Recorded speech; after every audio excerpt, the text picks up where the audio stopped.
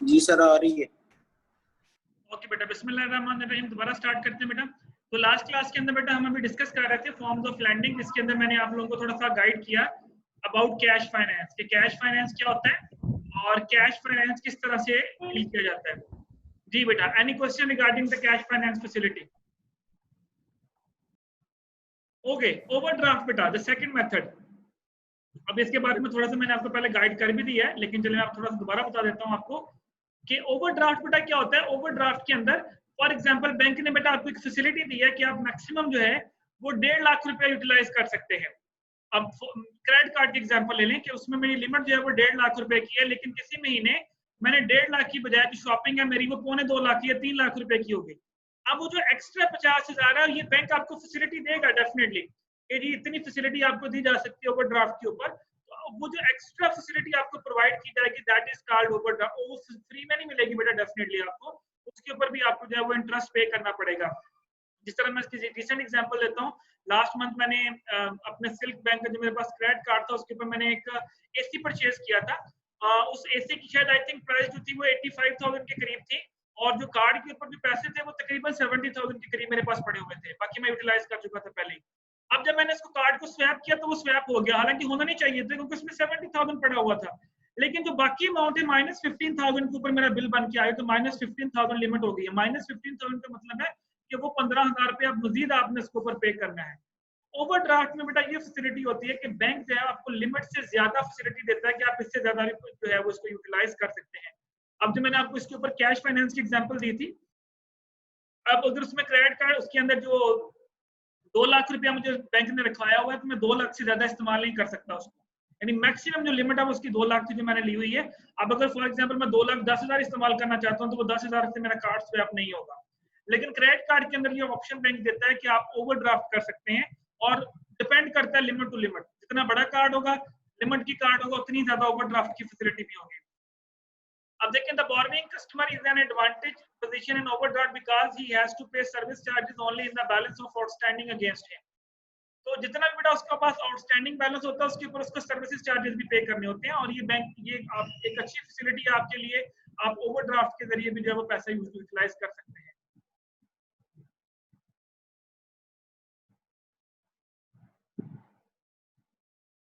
अब ये देखेंगे ये फर्क है बेटा, ये लास्ट 2 लाइन अगर आप डिस्कस करें तो आपके सामने फर्क आ जाएगा कि जो कैश फाइनेंस होता है बेसिकली हम लॉन्ग टर्म पर्पस के लिए इस्तेमाल करते हैं, और जो ओवरड्राफ्ट होता है just for the short time period होता है कि मुझे पैसों की जरूरत पड़ गई थोड़ी ज्यादा तो अगले महीने फिर हम उसको जो है मैक्सिमम जो है उसको दोबारा रीपे कर देते हैं। ये बहुत लंबे अरसे के लिए ओवरड्राफ्ट की फैसिलिटी नहीं होती, उसके भी एक टाइम लिमिट होती है, उस टाइम लिमिट के अंदर अंदर आपने उसको पे बैक करना होता है। लेकिन जो कैश फाइनेंस होता है, देखिए फॉर एग्जाम्पल जिस तरह मैं अभी यूज कर रहा हूँ सिल्क बैंक का, मुझे तकरीबन 5 से 6 साल हो गए इस्तेमाल करते हुए कैश फाइनेंस के तौर पे, बट कभी भी अभी तक उन्होंने मुझसे नहीं कहा कि आप इसको बंद करना चाह रहे हैं सर्विसेज को या वो बंद कर रहे हैं सर्विसेज, ऐसा कुछ नहीं है। अगर आप उसको प्रॉपर तरीके से चलाते रहेंगे तो जितना अर्सा आप उसको चलाना चाहिए आप चला सकते हैं।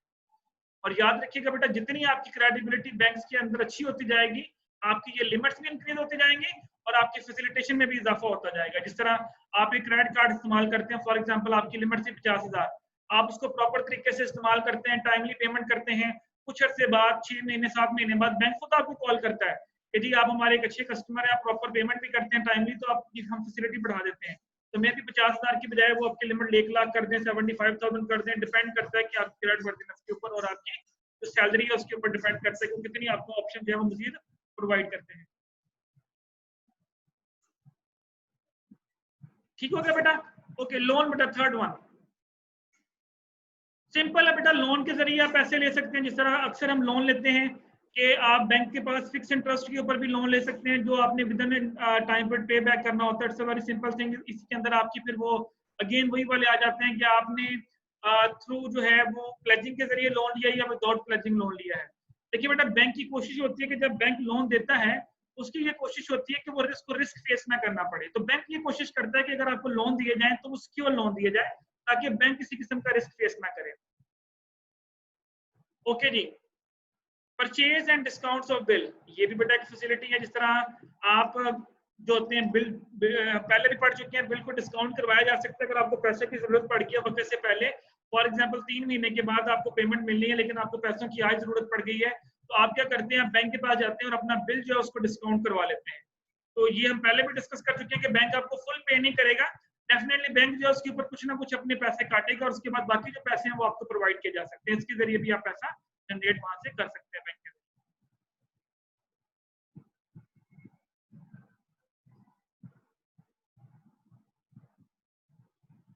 ओके बेटा, एक छोटा सा टॉपिक और डिस्कस करेंगे, फिर हम यहीं पे स्टॉप करेंगे और फिर नेक्स्ट क्लास हम उसी से शुरू करेंगे।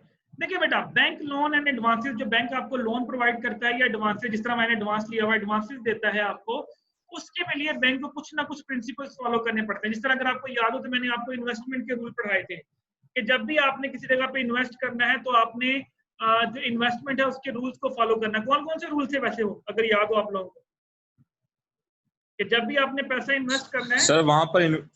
सर वहां पर इन्वेस्टमेंट करनी चाहिए जिसे हमें पता हो कि फ्यूचर में इसकी जो करेंसी है वो हाई हो सकती है। ओके, एक और जहाँ पे कॉस्ट ओके, और जी कॉस्ट ऑफ पोर्टफोलियो जो हमें मैनेजमेंट के अंदर मैंने कॉस्ट ऑफ हमें इन्वेस्टमेंट कम पड़े। प्रोसेस पढ़ाया था। पोर्टफोलियो मैनेजमेंट के अंदर मैंने आपको एक इन्वेस्टमेंट प्रोसेस पढ़ाया था जिसमें मैंने आपको 4 हेडिंग्स पढ़ाई थी, risk, return, safety and liquidity.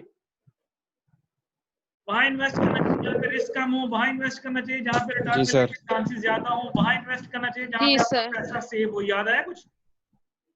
Yes sir. ये बेटा वही चीज है, प्रिंसिपल्स ऑफ लैंडिंग, कि जब डेफिनेटली बेटा जब बैंक ने लेना होता है तो बैंक की कोशिश होती है कि जब बोरो करते हैं, मनी देते हैं बॉर्बर को, तो बैंक जो है वो बेटा प्रिंसिपल्स को फॉलो करता है। ये देखिए, सेफ्टी वही चीज है, लिक्विडिटी भी वही चीज है, डिस्पेरल भी वही चीज है। अब इसमें थोड़ी सी मैं आपको चीजें बता देता हूँ, ये चीजें होती क्या है। सेफ्टी क्या होती है? देखिए, बैंक का बेटा जो मेन पैसा होता है, बैंक का पैसा कहां से आता है? कस्टमर से सर। जो लोग डिपॉजिट्स करवाते हैं, ऐसे ही है? ऐसे ही है ना? अब बैंक की बेटा ये कोशिश होती है कि जब वो आगे लोन प्रोवाइड करते हैं, बैंक की ये कोशिश होती है कि जब वो आगे लोन प्रोवाइड करते हैं तो जो कस्टमर से पैसा उसने लिया हुआ है वो वहां पे जाए, सेफ हाथों में जाए। ये ना हो कि देखें, अब बैंक ने आगे पैसा लोन पे दे दिया फॉर एग्जांपल, अब आप बैंक ने पैसा मुझसे लिया और आगे उसने फर्दर लोन पे दे दिया, कहीं पे इन्वेस्ट कर दिया, अगर वहां से पैसा डूबेगा तो नुकसान किसको होगा? बैंक को। और बैंक को नुकसान होने का मतलब है किसको नुकसान होगा? जिस पर्सन ने पैसा डिपॉजिट करवाया था। अगर बेटा बैंक का दिवालिया निकल जाए तो डेफिनेटली फिर बहुत सी मुश्किलात भी फेस करनी पड़ती हैं कस्टमर्स को। तो बैंक की पहली कोशिश ये होती है कि वो उन लोगों को लोन प्रोवाइड करे या उन जगहों पे पैसा इन्वेस्ट करे जहां पे उसको लगता है कि उसका पैसा सेफ रहेगा। पढ़ के देख लें, ये चीज लिखी हुई है। The bank must be very careful and ensure that his depositors money in advance to safe and where the risk of loss does not exist।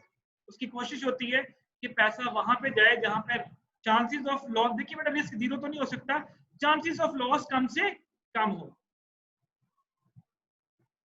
Okay, अब उसने आगे फर्दर डिस्कस किया कि सेफ्टी के अंदर किन किन चीजों को मद्देनजर रखना चाहिए।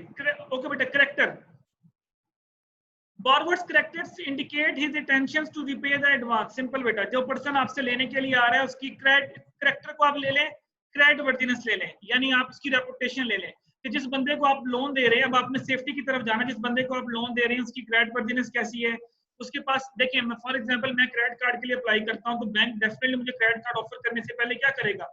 चेक करेगा ये बंदा मेरे पैसे वापस कर पाएगा या नहीं कर पाएगा, इसकी सैलरी कितनी है, गवर्नमेंट एम्प्लॉय है, प्राइवेट एम्प्लॉय है, क्या चीजें हैं, वो हर चीज मेरी चेक करेगा। मेरी रेपुटेशन कैसी है। अब अगर फॉर एग्जांपल मैं 4 बैंकों के साथ बहुत अच्छा काम कर रहा हूँ, 5वें बैंक में मैं कार्ड के लिए अप्लाई करूंगा तो मुझे फौरन कार्ड मिल जाएगा। व्हाई? बिकॉज उनको पता है कि 4 बैंक्स के साथ वो डेफिनेटली क्रेडिट हिस्ट्री मेरी चेक करेंगे और ये 1 सेकंड में चेक कर लेते हैं, क्योंकि उनको पता होता है आपका आईडी कार्ड नंबर देना है तो सारे के सारे अकाउंट्स उनके सामने आ जाते हैं और सारी डिटेल आ जाती है उनके सामने। सॉरी, वहां से आप चेक कर सकते हैं कि इस बंदे की जो करेक्टर है वो कैसा है। तो कोशिश ये करनी है, बैंक की ये कोशिश होती है कि उस बंदे को लोन दे जिसकी क्रेडिट हिस्ट्री अच्छी हो। ये ना हो कि आप ऐसे बंदे को लोन दे दें कि बाद में पैसे आपके रीपे ना हो, जो कि ग्लोबल फाइनेंशियल क्राइसिस में ऐसा ही हुआ था कि अगर किसी बंदे के पास इतनी कैपेसिटी नहीं भी थी तो उनको उसको भी लोन दे दिया गया, जिसकी वजह से आपको बाद में लॉसेस फेस करने पड़े बैंक को। कैपेसिटी बेटा, वंस अगेन, कि जिस बंदे को आप लोन दे रहे हैं क्या उसके अंदर इतनी कैपेसिटी है कि वो रीपे कर पाएगा, या वो जो पैसा लोन का लेके जा रहा है तो वो कहाँ पे इन्वेस्ट कर रहा है, तो क्या वहां से वो इतना पैसा जनरेट कर सकता है कि वो पैसा रीपे करेगा। देखिए, ये सारे एनालिसिस होते हैं, गारंटी कुछ नहीं होती, लेकिन बेटा एनालिसिस करने के लिए भी, एक सेकंड बेटा जरा होल्ड कीजिएगा।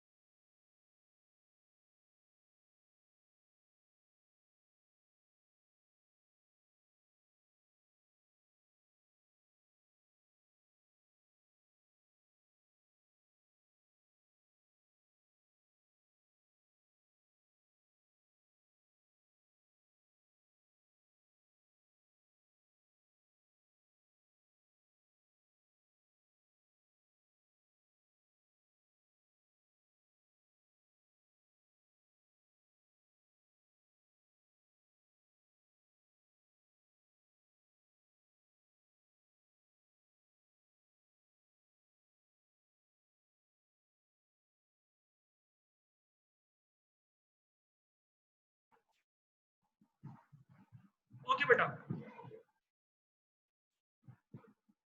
थर्ड वन है बेटा capital. Capital is the monetary base because the money invested by the proprietor represents their faith in the business and its future. तो आपने ये भी चेक करना है कि बेटा वो जो पैसा लगा रहा है, जिस पर्सन को आप लोन दे रहे हैं, वो इसको किसी बिजनेस में लगाना चाह रहे हैं। फॉर एग्जांपल जिस तरह टेक्सटाइल सेक्टर वाले पैसे लेते हैं, वो कहते हैं जी हमने एक और मिल लगानी है, हमने कुछ फलानी मशीनरी मंगवानी है, हम इस पर्पज के लिए लोन ले रहे हैं। तो बेटा वो भी आपने चेक करना है। और इवन के बाद में आपने ये भी चेक करना है कि जिस पर्पज के लिए लोन लिया गया, उस पर्पज के लिए यूटिलाइज किया भी गया या नहीं किया गया। इस तरह अक्सर आप देखिए हमारे यहाँ पे गवर्नमेंट स्कीम्स आती हैं जी, ये जो गाड़ी वाली स्कीम आई थी इसके लिए लोन लिया जाए, जिस तरह आजकल वो दे रहे हैं कि यूथ को लोन दिया जा रहा है कि छोटे छोटे कारोबार लगाएं। लेकिन लोग क्या कर रहे हैं, लोन ले लेते हैं, बाद में कारोबार शुरू कोई नहीं करता, किसी और जगह पे उस पैसे को इस्तेमाल कर लेते हैं। तो आप लोगों ने सेफ्टी को मद्देनजर रखते हुए ये भी चेक करना है कि वो किस कैपिटल में पैसा लगाना चाह रहा है, यानी उसका पर्पस क्या है, इस पैसे को कहाँ पे उसने यूटिलाइज करना है। तो ये चीज भी आपने इंश्योर करनी है, क्योंकि जब आप लोन लेने जाएंगे तो आप उनसे पूछा जाएगा कि आप किस पर्पस के लिए लोन ले रहे हैं। तो आप उसको बताएंगे कि मैंने फलां जगह पे लगाना है या मेरा ये पर्पस है। तो फिर उस चीज के मुताबिक आप देखेंगे कि क्या वो चीज सिक्योर है या नहीं है सिक्योर। तो उसके बाद फिर आपने डिसाइड करना है कि इसको हमें लोन देना चाहिए या नहीं देना चाहिए। कंडीशन बेटा, the position of the business of the customer in the industry and state of technology should be taken into account in this regard. Simple one, कि जिस इंडस्ट्री के लिए वो लोन ले रहा है, क्या वो उस वक्त उसमें उसके हालात क्या है। जिस तरह आजकल देखिए अगर टेक्सटाइल सेक्टर के लिए लोन लिया जा रहा है तो टेक्सटाइल सेक्टर का बहुत बुरा हाल है। तो ये चीज चेक कर लेंगे कि टेक्सटाइल सेक्टर में वो पैसा लगाता है तो क्या उसमें बचने के चांसेस हैं या नहीं है। अगर हम कहते हैं सीमेंट इंडस्ट्री के लिए तो डेफिनेटली बैंक आपको फौरी तौर पर लोन देगा। टेलीकम्युनिकेशन बैंक फौरी लोन देगा, यानी वो सेक्टर जो पहले ही डेवलप है और वहां पे मजीद ग्रोथ के चांसेस है, तो वहां पे बैंक आपको फौरी तौर पे जो है वो लोन ऑफर करेगा। लेकिन ऐसी जगह जहां पे अभी लोन मतलब वहां पे जो इंडस्ट्री है वो इतनी ज्यादा बूम नहीं कर रही, तो वहां पे बेटा फिर चांसेस ऑफ जो है लोन का जो पैसा है वहां पे अगर आप लगाएंगे तो वहां पे आपके लॉस होने के चांसेस बढ़ जाएंगे। तो बैंक को बेटा सबसे पहला पॉइंट क्या डिस्कस करना है, सेफ्टी का। तो मेजर चीज बेटा ये है, आपने ये चेक करना है कि जिस बंदे को लोन दे रहे हैं उसकी क्रेडिट वर्दीनेस कैसी है। नंबर 1, क्या उसके अंदर कैपेसिटी है कि वो रीपे कर सकेगा। नंबर 3, कि क्या जिस मकसद के लिए वो जिस कैपिटल के लिए पैसा लगा रहा है उसी मकसद के लिए पैसा लगेगा या नहीं। नंबर 3, और वो जिस इंडस्ट्री में लगा रहा है उस इंडस्ट्री की मार्केट में वर्थ क्या है, कि क्या वो ग्रो कर रही है या वो पहले ही फ्लॉप पे जा रही है। तो ऐसा ना हो कि फिर आपका पैसा भी वहां पे डूब जाए। तो ये था बेटा पहला पॉइंट जो आपने मद्देनजर रखना है। लिक्विडिटी बेटा second point, very important one. फिर यहीं पे हम क्लोज करते हैं, फिर बाकी जो पॉइंट्स है 2-3 वो हम नेक्स्ट क्लास में डिस्कस करेंगे। लिक्विडिटी का मतलब क्या होता है, how quickly you can sell the asset in the market. देखें सेम जिस तरह मैंने इन्वेस्टमेंट की बात की थी कि आप अगर ऐसी जगह पे पैसा इन्वेस्ट करेंगे, बाद में अगर आपको बेचना पड़ जाए इमरजेंसी में और वो बिके ना, तो कोई फायदा नहीं इन्वेस्टमेंट करने का। तो बेटा बैंक को भी ये मद्देनजर रखना चाहिए कि जो लोन जिस पर्पज के लिए इस पर्सन ने खरीदा है, अगर खुदा न खासा वो बंदा लोन वापस नहीं कर पाता और अगर हमें वो चीज दोबारा बेचनी पड़ जाए मार्केट में, तो क्या वो रीपे सेलेबल है या नहीं है। ये ना हो कि बाद में जब हम उसको बेचने जाएं तो बिके ही ना। तो अभी देखें, the banker must ensure that the money he is lending is not backed by an unable time and the borrowers are in such a financial position as pay back the entire amount outstanding against them on a short notice. If borrower asks for an advance for the purchase of fixed asset, the banker should refuse because it shall not be possible for him to repay when the banker wants his customer to repay the amount. तो bank ने बेटा ये कोशिश करनी है कि अगर वो बंदा पैसा लगा रहा है तो चेक कर ले कि वो किस किस्म के एसेट्स में पैसा लगा रहा है। अगर बैंक को लगता है कि ये बंदा जो है ये पैसा रीपे नहीं कर पा रहा मेरा पहले वाला, और वो बंदा दोबारा लोन के लिए अप्लाई कर देता है, तो बैंक बेटा फौरन उसको रिफ्यूज करेगा। क्योंकि जब तक बैंक अपना पिछला लोन रिकवर नहीं करता उस वक्त तक जो बैंक है वो नेक्स्ट लोन आपको ऑफर नहीं करता। लेकिन डेफिनेटली बेटा यहाँ आपको पता है कि जो हमारे मुल्क है इसके अंदर तो बैंक जो है रेपुटेशन बहुत अच्छी है, तो बैंक एडवांस में भी लोन आपको प्रोवाइड कर देता है इंडस्ट्रीज को। टेक्सटाइल सेक्टर में ये बड़ी आम सी बात थी कि अभी आपने एक लोन लिया, उसका आपने फॉर एग्जाम्पल कपड़ा खरीदा या कॉटन वगैरह खरीदी, तो आपने मजीद लोन ले लिया उसकी प्रोसेसिंग के लिए। लेकिन बेटा अब जो है, अब नहीं खैर तब भी यही था कि बैंक को ये देखना चाहिए कि क्या वो बंदा जिसको आप लोन दे रहे हैं वो इस पोजीशन में है कि आपका जो लोन है वो रीपे कर सकता है या नहीं कर सकता। तो अगर पहला लोन ही रीपे नहीं किया तो नेक्स्ट लोन बैंक उसको ऑफर नहीं करेगा। चलिए बेटा हम यहीं पे स्टॉप करते हैं फिलहाल, और फिर हम यहीं से स्टार्ट करेंगे द नेक्स्ट वन। आप लोगों ने जो मैंने कल काम दिया था, आप लोगों ने बेटा वो काम के बारे में मुझे बताना है कि आप लोगों ने इसमें से कितना काम कर लिया है, और उसमें टॉपिक्स मुझे आप लोगों ने डिसाइड करके देने। ठीक है बेटा, कुछ पूछना चाह रहे हैं? जी सर। Okay sir. यहीं से बेटा हम स्टार्ट करेंगे नेक्स्ट क्लास। इसके अलावा if you want to ask any question बेटा you can ask. Topics decide कर लें और जो नेक्स्ट वीक मैंने आप लोगों को प्रेजेंटेशंस के लिए बोला है जिन जिन ग्रुप्स के वो ग्रुप्स प्रेजेंटेशन देंगे नेक्स्ट वीक। जी सर। जी इसके अलावा बेटा any question any query? No sir. No sir. No. चलिए बेटा ओके फिर अल्लाह हाफिज। अल्लाह हाफिज़।